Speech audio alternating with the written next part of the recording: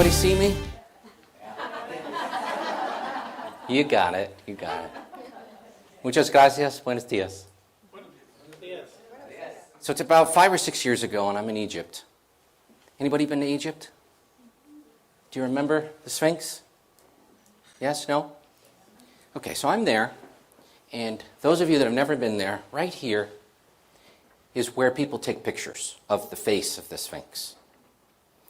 There's a big moat of air and sand and rock. You can't get down there. It's probably a 20-foot drop. So being a tall person, I moved over here so I could miss out all the other people taking the picture of the face, so I took a picture of the back. I think it's a pretty good photo. I enjoyed it. Now, we had to walk about 20 minutes, about a mile, to go pick up our tourist bus to get us to the next destination. This is what the Sphinx is looking at today. Now, there's two responses which you have so eloquently responded.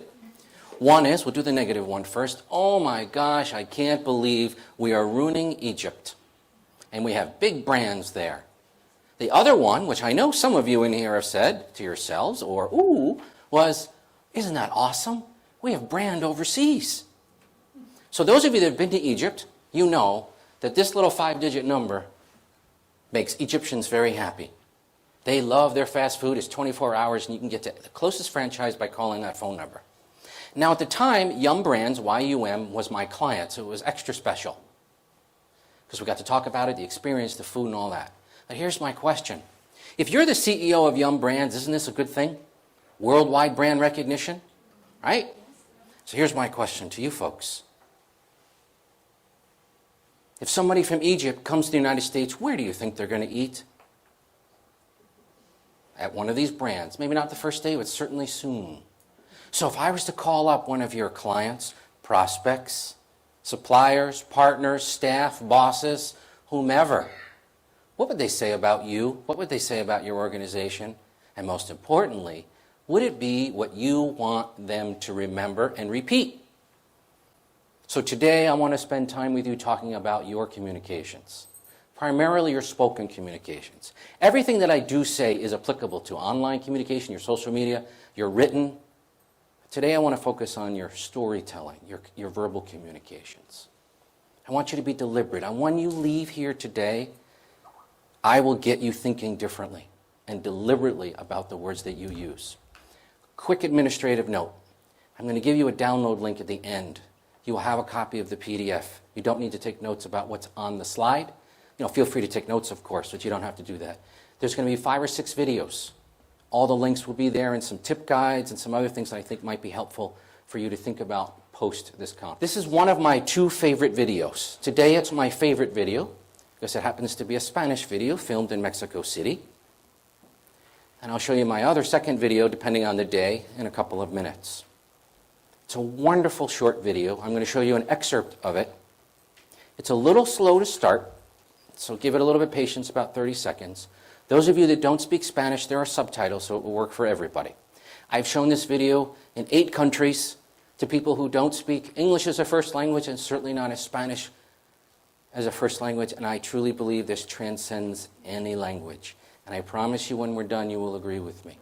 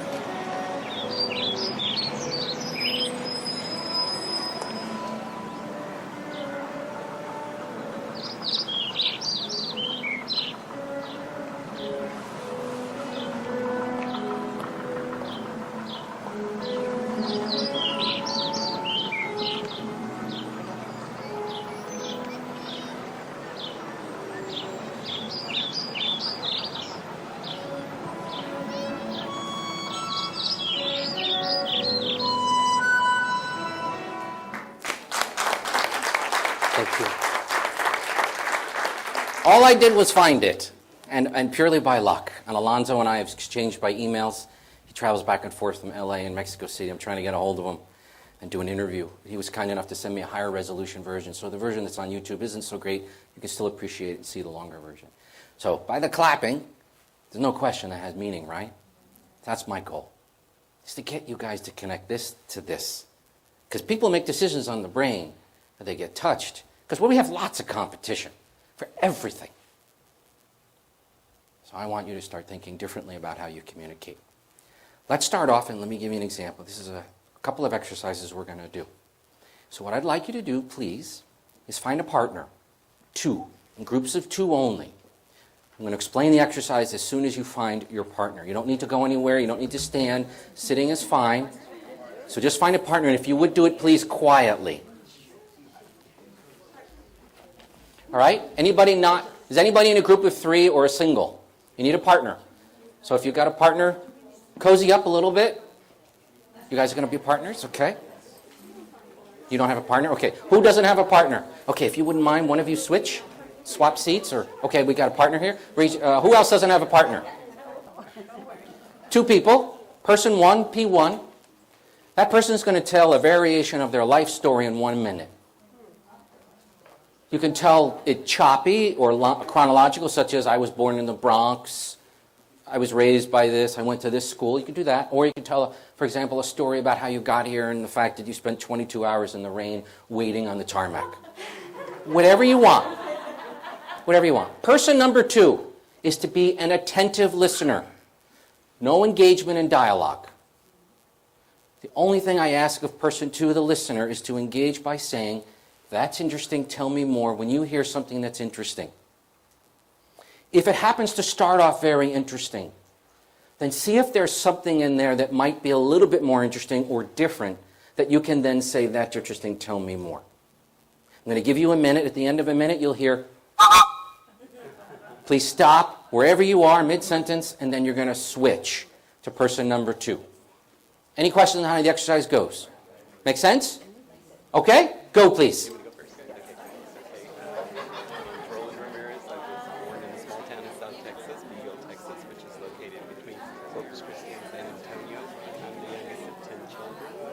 I have 6 sisters, okay.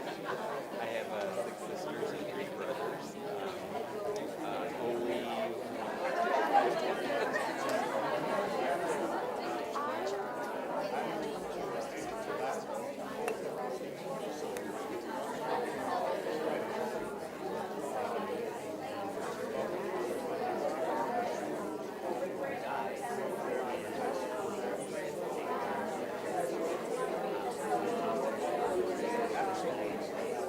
I have a 3-year-old now, so I'm an older parent. Who here thought I was under the age of 12?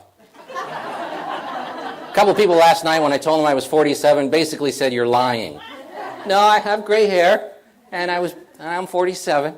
So I did public speaking in debate in high school around age 15, and my parents forced it down my throat.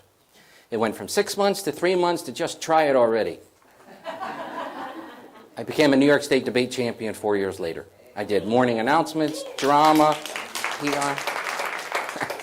Thank you, boy. I'm going to have to give people a lot of money for all these clapping. So my whole life,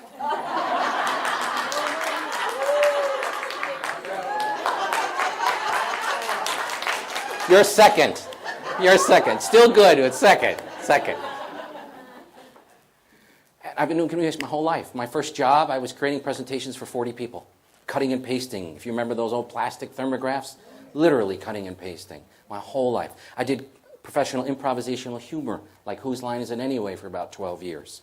So my whole life, marketing, communications, has all been focused around people and learning and listening and seeing and questioning. So I do this every day. Most of you don't do this every day. You don't wake up listening to the radio and going, "Oh, that message was terrible." You probably just tune it out. I'm wondering why it didn't work or why it worked. So that's what I want to get you. Keep thinking about how to do things differently.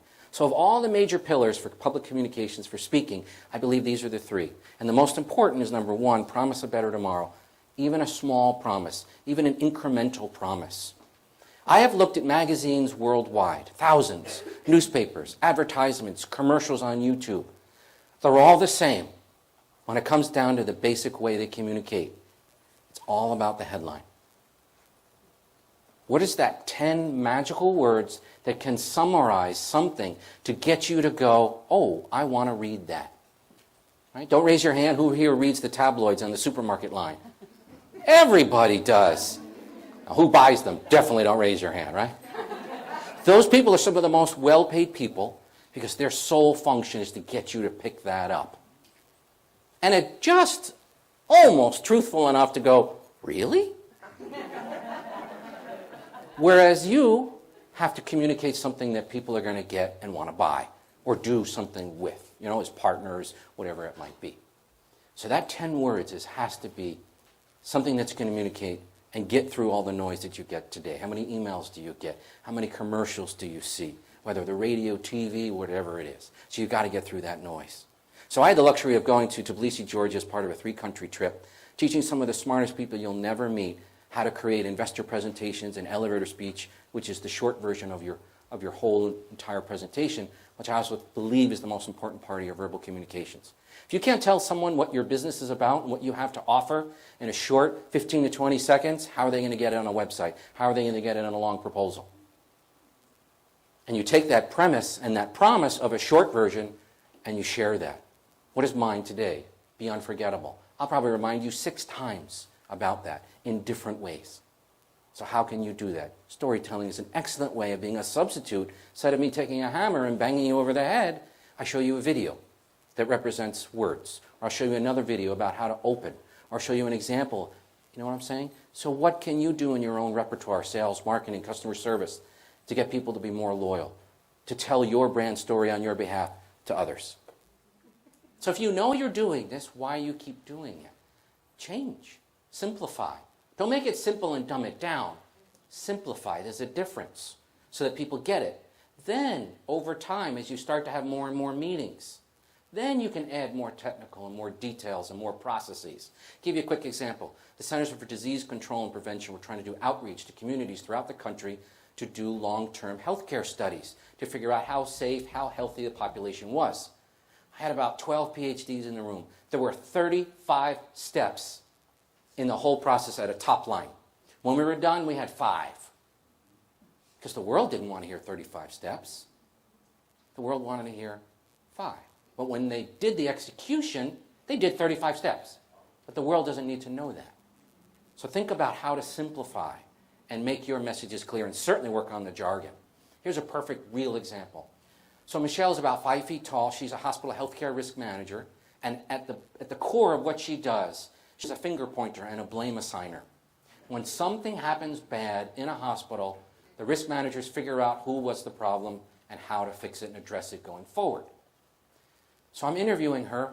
I'm going to be speaking in front of 1,200 people. I want to know my stuff. Like, for example, I picked the brains of a bunch of you last night and peppered you with questions. So thank you. It helps me customize my presentation. So about almost 15 minutes into the conversation, Michelle said this. I promise you, each and every one of you, let me say that again, each and every one of you has the ability to find these nuggets and turn these into powerful statements that represent your whole message. People don't want to hear you're a hospital healthcare risk manager. They want to hear that you're going to make a difference in patients' lives. So you got to find that. I call that business pirates. You're making your audience search for these tremendous gems, these little pieces of treasure.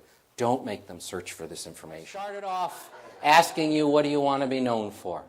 So think about that as you create your own story library.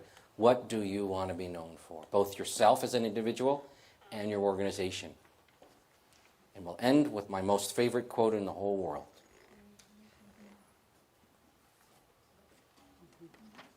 People will never forget how you make them feel. It's your job.